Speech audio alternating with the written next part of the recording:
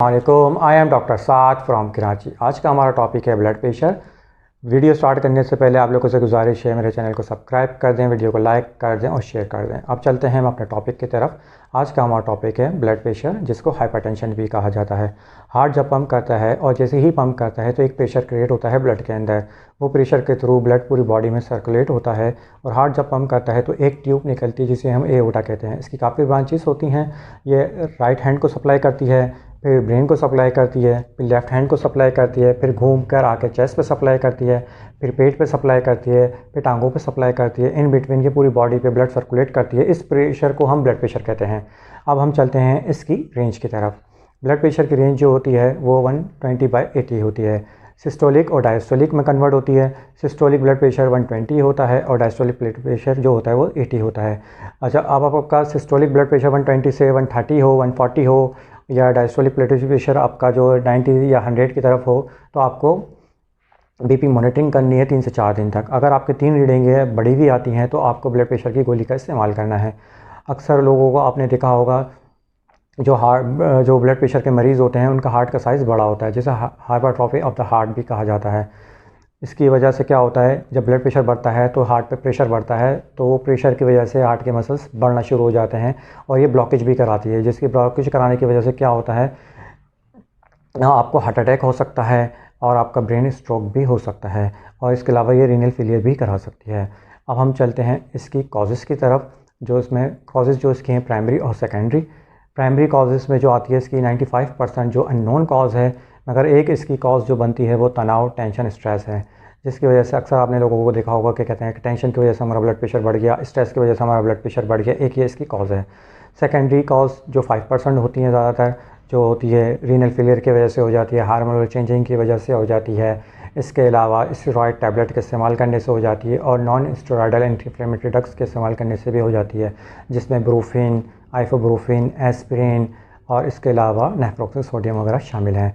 अब चलते हैं हम इसकी इनडायरेक्ट कॉजेज़ की तरफ। इनडायरेक्ट कॉजेज़ में अल्कोहल का इस्तेमाल है, स्मोकिंग का इस्तेमाल है, इसके अलावा नमक का इस्तेमाल है। इसकी वजह से भी ब्लड प्रेशर हो सकता है। अब चलते हैं इसके एग्रीवेटिंग फैक्टर की तरफ। जो इनमें यानी किन लोगों में चांसेस होते हैं ब्लड प्रेशर होने के। जो ओबेस पर्सन होते हैं, जो हेल्दी पर्सन होते हैं, उनमें होने के चांसेस होते हैं। जो अल्कोहल का इस्तेमाल करते हैं उनमें भी होने के चांसेस हैं। जो स्मोकिंग करते हैं उनको भी ब्लड प्रेशर हो सकता है। इसके अलावा जो डायबिटिक पेशेंट होते हैं उनको भी होने की चांसेस हैं ब्लड प्रेशर के। और जो इंसुलिन रेजिस्टेंस पेशेंट होते हैं यानी कि डायबिटिक पेशेंट होते हैं उनको भी होने के चांसेस हैं। अब इसके अलावा हम चलते हैं इसके सिम्टम्स की तरफ। सिम्टम्स के इतने ख़ास नहीं होते हैं, मगर कुछ लोगों को सिम्टम्स पता भी चल जाते हैं और कुछ लोगों को सिम्टम्स नहीं पता चलते।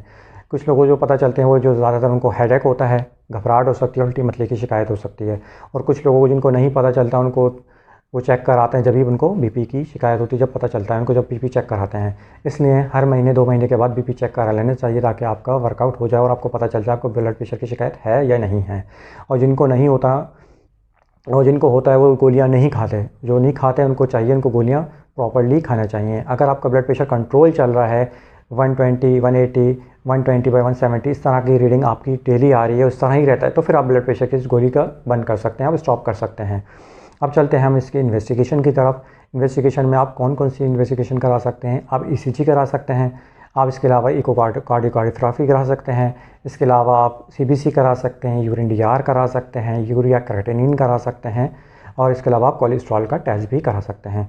अब हम चलते हैं इसकी मैनेजमेंट की तरफ। मैनेजमेंट में आपने सबसे पहले क्या करना है, अपने लाइफस्टाइल चेंज करना है। इसके अलावा सेकंड आपने फ्रूट का इस्तेमाल ज़्यादा करना है, ग्रीन वेजिटेबल्स का ज़्यादा इस्तेमाल करना है और वाटर का इंटेक ज़्यादा करना है। और अब इसके अलावा आपने क्या करना है, डेली एक्सरसाइज करनी है। 30 से 35 मिनट आपने डेली एक्सरसाइज करनी है। इसके एक्सरसाइज करने से क्या होगा, आपका ब्लड प्रेशर भी कंट्रोल रहेगा, आपकी शुगर है तो आपकी शुगर भी कंट्रोल रहेगी, आपका कोलेस्ट्रॉल भी कंट्रोल में रहेगा। और आपने अब किन चीज़ों से अवॉइड करना है, आपने नमक का बिल्कुल इस्तेमाल नहीं करना, आपने तला हुआ चिकनाई को तो बिल्कुल ही बंद कर देना है, या अगर बिल्कुल बंद नहीं कर सकते तो कम कर दें। इसके अलावा आपने अल्कोहल का इस्तेमाल नहीं करना और स्मोकिंग नहीं करनी है। इसके अलावा हम चलते हैं अब इसकी होम रेमेडीज़ की तरफ। होम रेमेडीज़ में आपने क्या करना है, सबसे पहले लहसुन लेना है, अदरक लेना है, पुदीना लेना है और अनारदाना लेना है। इसको आपने हम वज़न ले लेना है। हम वज़न लेने के बाद आपने सुबह इस्तेमाल करना है, दोपहर इस्तेमाल करना है, शाम को इस्तेमाल करना है 1 चम्मच, और गर्म पानी के साथ खाली पेट पे इस्तेमाल करना है। इसके इस्तेमाल से आपको आपका ब्लड प्रेशर भी कंट्रोल लेना शुरू हो जाएगा, इंशाल्लाह आपकी गोली भी छूट जाएगी। और अगर आप शुगर पेशेंट हैं तो आपकी शुगर भी कंट्रोल होना शुरू हो जाएगी और आपकी मैदे की तेज़ाबियत, गर्मी वगैरह सब ख़त्म हो जाएगी इससे इंशाल्लाह। अब चलते हैं हम इसकी मेडिकेशन की तरफ, एलोपैथी मेडिकेशन की तरफ। सबसे पहले अगर आप इसमें इस्तेमाल होती है जो बीटा ब्लॉकर इस्तेमाल होती है, जो हार्ट के रेट को कम करती है और हार्ट के फंक्शन को कम करती है, जिसमें एटेनोल, बेजाप्रोलोल और मेटाप्रोलोल शामिल है। इसके अलावा इसमें सेकंड जो इस्तेमाल होती है वो कैल्शियम चैनल ब्लॉकर इस्तेमाल होती है, जो हार्ट के अंदर कैल्शियम का फ़्लो होता है उसको कम करती है, जिसकी वजह से ब्लड प्रेशर आपका कंट्रोल होना शुरू हो जाता है। जिसमें शामिल है एम्लोडिपिन शामिल है, वेजाप्रिल शामिल है।